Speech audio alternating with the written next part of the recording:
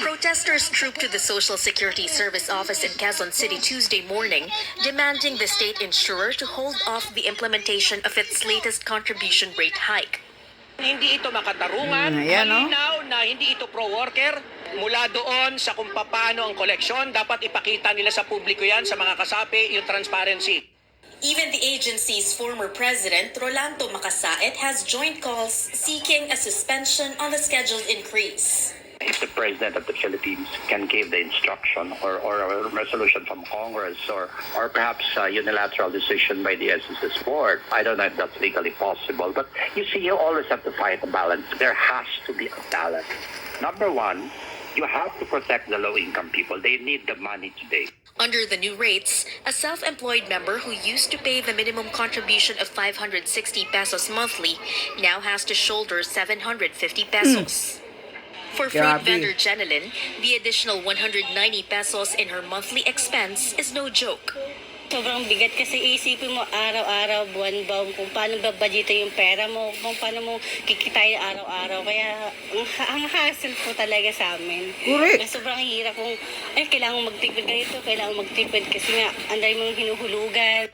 Some groups question why the SSS is implementing a rate hike when it only accumulated less than 5% of its expected collections in 2023. A document from COA showed that in 2023, the SSS only managed to collect 4.58 billion pesos from its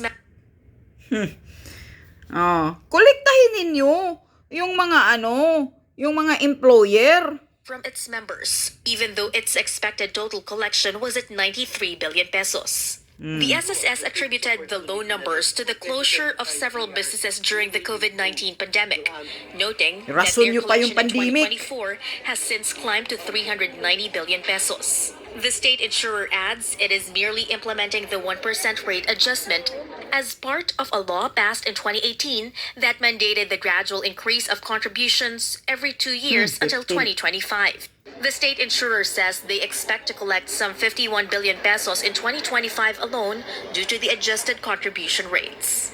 Pag i-delay ho natin itong increase na to, hindi lang ho magsasuffer ang mga miyembro, wala silang opportunity, but also yung capacity ho ng SSS na tumulong in times of need. While minimal ang impact nito with regards to yung tinatawag nating fund life or viability of the SSS fund.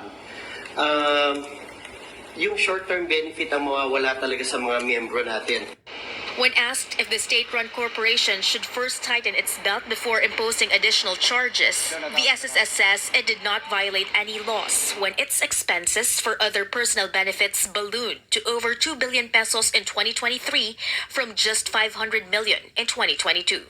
The state insurer adds that there should be no worries as the SSS fund even grew by 30% in the past year.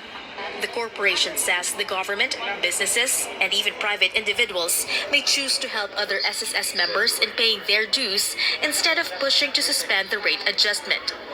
Kaysa ipasuspend natin itong increase na to, bakit hindi ho tayo umupo at pag-usapan kung paano nyo matutulungan ang ating manggagawa by entering into agreement with SSS on the contribution subsidy program.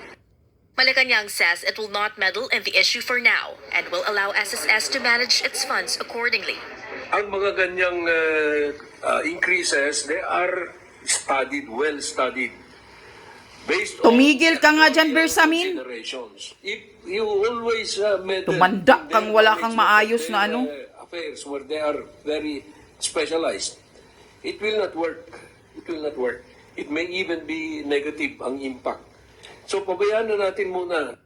The palace says the issue of suspending the contribution hike has yet to be formally tackled with the president. Katrina Domingo,